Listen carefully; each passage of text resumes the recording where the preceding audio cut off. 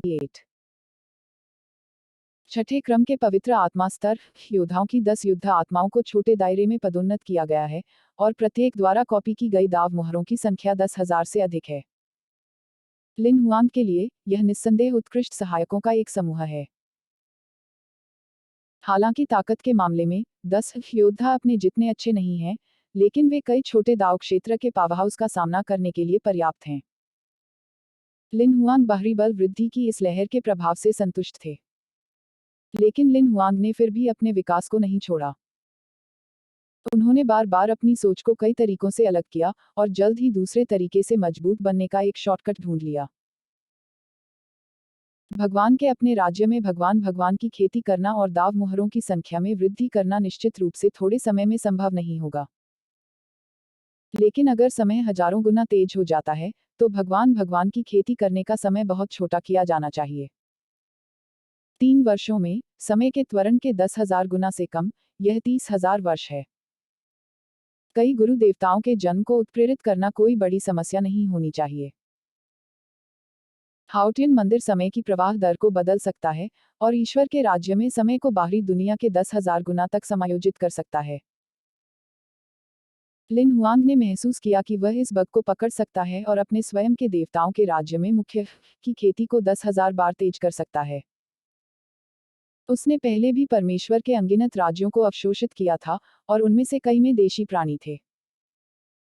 उनमें से कई देवताओं को भी पिछले भगवान के राज्य के साथ उनके राज्य के एक हिस्से में बदल दिया गया था। 30,000 वर्ष कुछ उच्च कोटि के देवताओं को मुख्य देवता के रूप में पदोन्नत करने के लिए पर्याप्त है। पहले उसका त्वरण केवल हाओटियन हॉल में था, या अधिक से अधिक केवल हाओटियन डोमेन को कवर करता था, और इसने कभी भी पूरे परमेश्वर के राज्य को प्रभावित नहीं किया था। वह 30,000 वर्षों के बाद समय तेज होने के बाद बजरी की दुनिया में कुछ पुराने दोस्तों के बदलाव को देखने के लिए भी उत्सुक है। यह सोचकर उन्होंने हाओटियन मंदिर से सीधे संवाद करने में संकोच नहीं किया, परमेश्वर के पूरे राज्य के समय के प्रवाह को बाहरी दुनिया के 10,000 गुना तक समायोजित किया। अगले कुछ दिनों में लिन हुआंग हर दिन आभासी दुनिया में प्रवेश करेगा। उसे पहले से ही अपनी ताकत पर इतना भरोसा था कि उसने आभासी दुनिया के रसातल का पता लगाना शुरू कर दिया। उसी समय रसातल में बेतहाशा शिकार करते हैं, लेकिन उसके शिकार लक्ष्य कम से कम चरम मास्टर स्तर के हैं, और यहां तक छोटे दायरे में बिजलीगर भी हैं। इन खालीपन का शिकार करने का उद्देश्य न केवल बड़ी मात्रा में मूल ऊर्जा प्राप्त करना है, बल्कि अधिक दावसील प्राप्त करना भी है। यद्यपि आप अपने आप को दाव मोहर को खोलने नहीं दे सकते हैं, आप अपने परमेश्वर के राज्य में दाव मोहरों की कुल संख्या को बढ़ा सकते हैं, परमेश्वर के राज्य को परिष्कृत करने से भी तेज। और काल्पनिक शिकार के उच्च स्तर के कारण लगभग हर बार जब वह एक काल्पनिक शिकार करता है, तो वह कम से कम अपने परमेश्वर के राज्य में ताओवादी मोहरों की संख्या 1,000 बढ़ा सकता है। एक हफ्ते से भी कम समय में उसने सैकड़ों काल्पनिक जानवरों का शिकार कर लिया था। परमेश्वर के राज्य में ताओवादी मोहरों की कुल संख्या भी बढ़कर 300,000 से अधिक हो गई है। लेकिन इस दिन लिन हुआंग को अचानक पता चला कि वह और अधिक दाव सील्स को परिष्कृत नहीं कर सकता। 31,000 5,800 ऐसा लगता है कि ऊपरी सीमा तक पहुंच गया है। यह मेरे पास 3,158 दाव मोहरों का 100 गुना होता है। लिन हुआंग ने पहले अनुमान लगाया था कि दाव मोहरों की संख्या जिसे परमेश्वर के राज्य द्वारा परिष्कृत किया जा सकता था, 1 था। ऊपरी सीमा अब अंत में ऊपरी सीमा संख्या पर पहुंच गई। लेकिन जाहिर है इस ऊपरी सीमा को दाव इन की संख्या के साथ बढ़ाया जा सकता है जो आपके पास वास्तव में है। हालांकि यह अचानक हुआ, लिन हुआंग ने जल्दी से परिणाम स्वीकार कर लिया। उसने शिकार करना भी पूरी तरह से बंद कर दिया। काल्पनिक दुनिया के रसातल में काल्पनिक लोग इसे नहीं जानते होंगे, और वे गलती से बच गए हैं। शिकार को रोकने के बाद लिन हुआंग ने तुरंत देवताओं और योद्धाओं की 10 युद्ध आत्माओं को बुलाया, जिसने अनंत आग को फिर से मजबूत किया।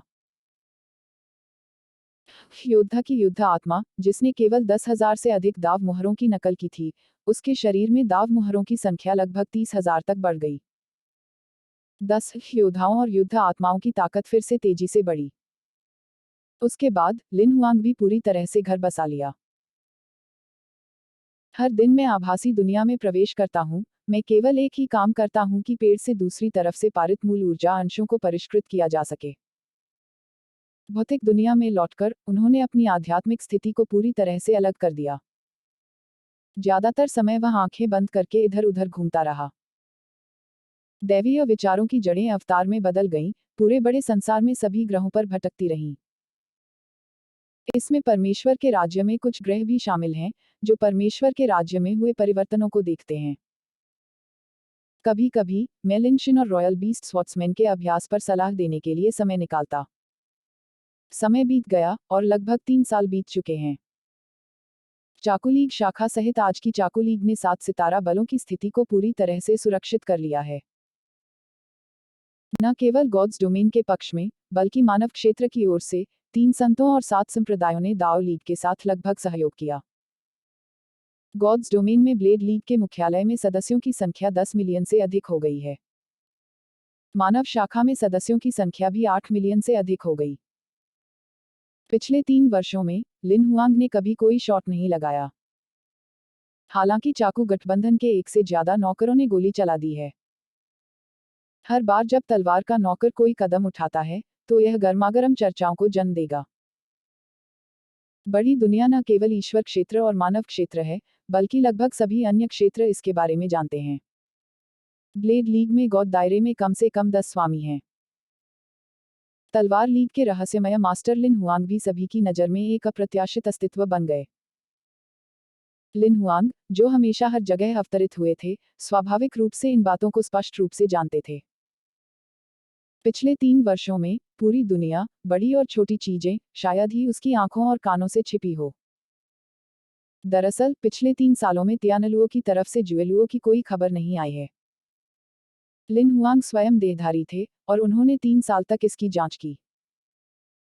जांच का अंतिम परिणाम यह है कि गॉड्स डोमेन के अंतिम युग में वास्तव में जू फैमिली नामक एक छोटा परिवार था।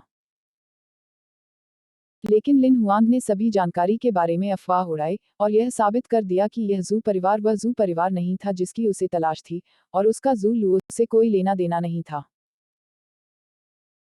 न केवल दिव्य क्षेत्र में, लिन हुआंग ने महान दुनिया के विभिन्न क्षेत्रों जैसे मानव क्षेत्र, अमर महल, बुद्ध भूमि और ड्रैगन क्षेत्र में भी खोज की है, और अभी भी कुछ भी नहीं मिला है। ऐसा लगता है कि जुएलुओ कभी भी एक व्यक्ति नहीं रहा है, और कभी भी जू परिवार नहीं रहा है। जुएलुओ लिन हुआंग को यह नहीं मिला, लेकिन बजरी की दुनिया से बड़ी दुनिया में स्थानांतरण के निर्देशांक और समय के अनुसार, लिन हुआंग को जुएलुओ के पूर्व पति की जानकारी बिना किसी प्रयास के मिली। उस आदमी ने बजरी की दुनिया में होने का दावा किया, और बड़ी संख्या में विश्वासी थे। लेकिन वास्तव में, वह गॉड्स डोमेन में एक साधारण 5 स्टार पावर में था, और वह सिर्फ एक साधारण सदस्य था। उसकी युद्ध शक्ति भी सच्चे देवताओं के 9वें क्रम में रही, और उसने कई वर्षों तक कोई प्रगति नहीं की थी। एक बर्फीली रात में, लिन हुआंग के अवतार ने उसे रोक दिया। चांदी के बालों वाला एक आदमी लिन हुआंग को पूरी सतर्कता से देखता था। ऐसा लगता है कि वह जूलो शिन्ह्युओ से प्रभावित था। उसके बालों का रंग हमेशा के लिए सफेद हो गया था, लेकिन उसका रूप अभी भी सुंदर और सुंदर था। क्या आपको अभी भी जू लिंगर याद है? लिन हुआंग ने अपना हाथ बढ़ाया और अपने सामने रेत की तरह महीन बर्फ मांगी।